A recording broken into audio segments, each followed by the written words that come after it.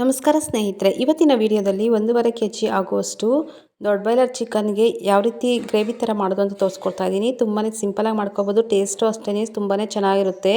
ಹಾಗೆ ನನ್ನ ಚಾನಲನ್ನು ಫಸ್ಟ್ ಟೈಮ್ ಯಾರೆಲ್ಲ ನೋಡ್ತಾ ಇದ್ದೀರಾ ಒಂದು ಸಬ್ಸ್ಕ್ರೈಬ್ ಮಾಡಿ, ಹಾಗೆ ಬೆಲ್ ಐಕಾನನ್ನು ಕ್ಲಿಕ್ ಮಾಡಿ. ನಾನು ಹಾಕೋ ವಿಡಿಯೋ ಮೊದಲ ನೋಟಿಫಿಕೇಶನ್ ಆಗಿ ನಿಮಗೆ ಬರುತ್ತೆ, ಮೊದಲು ನೀವೇ ನೋಡ್ಬೋದು. ಹಾಗೆ ಒಂದು ಜಾರ್ಗೆ 1 ಇಂಚಿನಷ್ಟು ಶುಂಠಿ, ಹಾಗೆ 2 ಟೊಮೊಟೊ, ಹಾಗೆ 2 ಗಡ್ಡೆ ಆಗುವಷ್ಟು ಬೆಳ್ಳುಳ್ಳಿಯನ್ನು ಸೇರಿಸ್ತಾ ಇದ್ದೀನಿ. ಹಾಗೆ 1 ಗಡ್ಡೆ ಆಗುವಷ್ಟು ಈರುಳ್ಳಿಯನ್ನು ಕಟ್ ಮಾಡಿಬಿಟ್ಟು ಸೇರಿಸ್ತಾ ಇದ್ದೀನಿ. ಹಾಗೆ ಸ್ವಲ್ಪ ಪುದೀನ, ಹಾಗೆ ಸ್ವಲ್ಪ ಕೊತ್ತಂಬರಿಯನ್ನು ಸೇರಿಸ್ತಾ ಇದ್ದೀನಿ. ಹಾಗೆ ಒಂದು 7 ರಿಂದ 8 ಕಾಳು ಮೆಣಸನ್ನು ಸೇರಿಸ್ತಾ ಇದ್ದೀನಿ. ಕಾಳು ಮೆಣಸು ಹಾಕೋದ್ರಿಂದ ಕೌಸು ಅನ್ನೋದು ಒಡೆಯೋದಿಲ್ಲ ಸಾರು, ಅದರಿಂದ ಹಾಕ್ತಾ ಇದ್ದೀನಿ. ಹಾಗೆ ಅರ್ಧ ಕಾಯಿ ಆಗುವಷ್ಟು ಕೊಬ್ಬರಿಯನ್ನು ಸೇರಿಸ್ತಾ ಇದ್ದೀನಿ.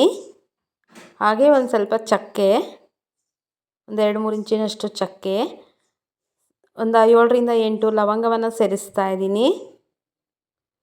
ಹಾಗೆ 3 ಚಮಚ ಆಗುವಷ್ಟು ಧನಿಯಾ ಪುಡಿಯನ್ನು ಸೇರಿಸ್ತಾ ಇದ್ದೀನಿ. ನೀವು ಇಲ್ಲಿ ಬೇಕು ಅಂದರೆ ಹಸಿಮೆಣಸಿನಕಾಯಿನೂ ಅಷ್ಟೇ ಸೇರಿಸ್ಕೋಬೋದು. ನಾನು ಚಿಲ್ಲಿ ಪೌಡರನ್ನು ಸೇರಿಸ್ತೀನಿ, ಅದರಿಂದ ಈಗ ಏನೂ ಸೇರಿಸಿಲ್ಲ ನೋಡಿ. ಇದನ್ನು ಇಷ್ಟನ್ನು ಸೇರಿಸ್ಕೊಂಡು ನೀರನ್ನು ಸ್ವಲ್ಪ ಸೇರಿಸ್ಕೊಂಡು ನುಣ್ಣಕ್ಕೆ ರುಬ್ಕೊಬರಬೇಕಾಗುತ್ತೆ. ನೋಡಿ, ನುಣ್ಣಕ್ಕೆ ರುಬ್ಕೊಂಡು ಬಂದಿದ್ದೀನಿ. ಈಗ ಅದನ್ನು ಸೈಡ್ಗೆ ತೆಗೆದಿಟ್ಕೊತಾ ಇದ್ದೀನಿ. ಹಾಗೆ ಒಂದು ಕುಕ್ಕರ್ಗೆ ಒಂದು 2 ಚಮಚ ಆಗುವಷ್ಟು ಎಣ್ಣೆಯನ್ನು ಸೇರಿಸ್ತಾ ಇದ್ದೀನಿ. ಈರುಳ್ಳಿ ಬೇಯಷ್ಟು ಸೇರಿಸ್ಕೊಂಡ್ರೆ ಸಾಕಾಗುತ್ತೆ. ಎಣ್ಣೆ ಅದರಲ್ಲೇ ಇರುತ್ತೆ, ಚಿಕನಲ್ಲೆಲ್ಲ ಬಿಟ್ಕೊಂಡ್ಬಿಡುತ್ತೆ. ಹಾಗೆ 1 ಗಡ್ಡೆ ಆಗುವಷ್ಟು ಈರುಳ್ಳಿಯನ್ನು ಕಟ್ ಮಾಡಿಬಿಟ್ಟು ಸೇರಿಸ್ತಾ ಇದ್ದೀನಿ. ಈರುಳ್ಳಿ ಅರ್ಧ ಭಾಗದಷ್ಟು ಫ್ರೈ ಆದಮೇಲೆ 1.5 kg ಆಗುವಷ್ಟು ದೊಡ್ಡ ಬಾಯ್ಲರ್ ಕೋಳಿಯನ್ನು ತೊಳೆದುಬಿಟ್ಟು ಹಾಕ್ಕೊತಾ ಇದ್ದೀನಿ. 1.5 kg ಆಗುವಷ್ಟು ಚಿಕನನ್ನು ಚೆನ್ನಾಗಿ ತೊಳೆದುಬಿಟ್ಟು ಸೇರಿಸ್ಕೋಬೇಕಾಗುತ್ತೆ. ನೀರೆಲ್ಲ ತೊಳೆದ್ಬಿಟ್ಟು ಒಂದು ತೂಟ್ಲ ಬಟ್ಲಿಗೆ ಹಾಕಿಬಿಟ್ರೆ ನೀರೆಲ್ಲ ನೀಟಾಗಿ ಹೊರಟೋಗ್ಬಿಡುತ್ತೆ. ಆಗ ಹಾಕ್ಕೋಬೇಕಾಗುತ್ತೆ. ನೀರೆಲ್ಲ ಹೋದ್ಮೇಲೆ ಆ ಚಿಕನನ್ನು ನಾನು ಇದಕ್ಕೆ ಸೇರಿಸ್ತಾ ಇದ್ದೀನಿ. ಸೇರಿಸ್ಬಿಟ್ಟು ಎಲ್ಲ ಒಂದು ಸತಿ 2 ಸತಿ ಚೆನ್ನಾಗಿ ಮಿಕ್ಸ್ ಮಾಡ್ಕೋಬೇಕಾಗುತ್ತೆ. ಈಗ ನಾನು ಇದಕ್ಕೆ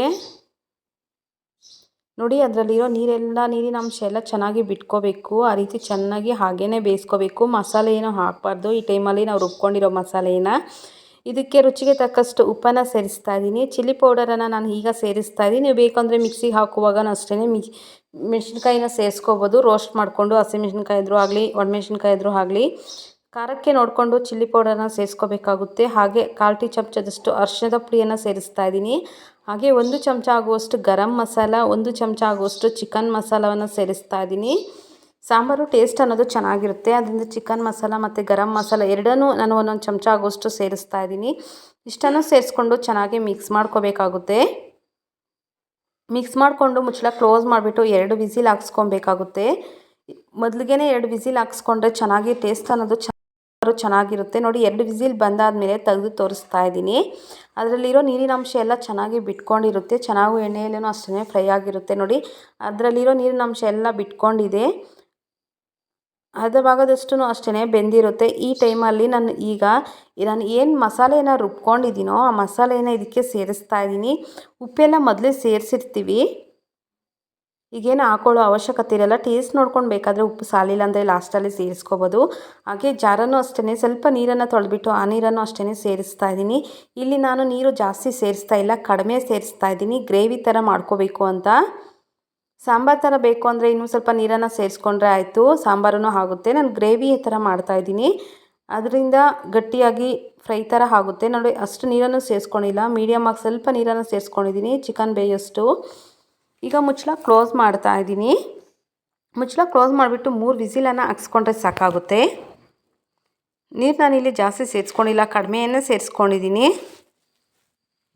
ನೋಡಿ, 3 ವಿಸಿಲ್ ಬಂದು ತಣ್ಣಕ್ಕೆ ಆದಮೇಲೆ ತೆಗೆದು ತೋರಿಸ್ತಾ ಇದ್ದೀನಿ. ನೋಡಿ ಯಾವ ರೀತಿ ಆಗಿದೆ ಅಂತ. ಅಷ್ಟು ಗ್ರೇವಿ ಥರ ಆಗಿದೆ, ತುಂಬಾ ಚೆನ್ನಾಗಿರುತ್ತೆ, ಟೇಸ್ಟಿಯಾಗೂ ಸಹ ಇರುತ್ತೆ. ಒಂದು ಸತಿ ಟ್ರೈ ಮಾಡಿ ನೋಡಿ. ಮುದ್ದೆಗೆ, ಅನ್ನಕ್ಕೆ ಎಲ್ಲ ಒಂದು 2 ಕುದಿ ಬಂದರೆ ಸಾಕಾಗುತ್ತೆ. ಈಗ ಲಾಸ್ಟಲ್ಲಿ ನೋಡಿ ರೆಡಿ ಆಗಿದೆ, ತುಂಬಾ ಚೆನ್ನಾಗಿರುತ್ತೆ, ಟೇಸ್ಟಿಯಾಗೂ ಸಹ ಇರುತ್ತೆ. ಫ್ರೈ ದೊಡ್ಡ ಬಾಯ್ಲರ್ ಕೋಳಿಯಲ್ಲಿ fry. Thank you for the watching.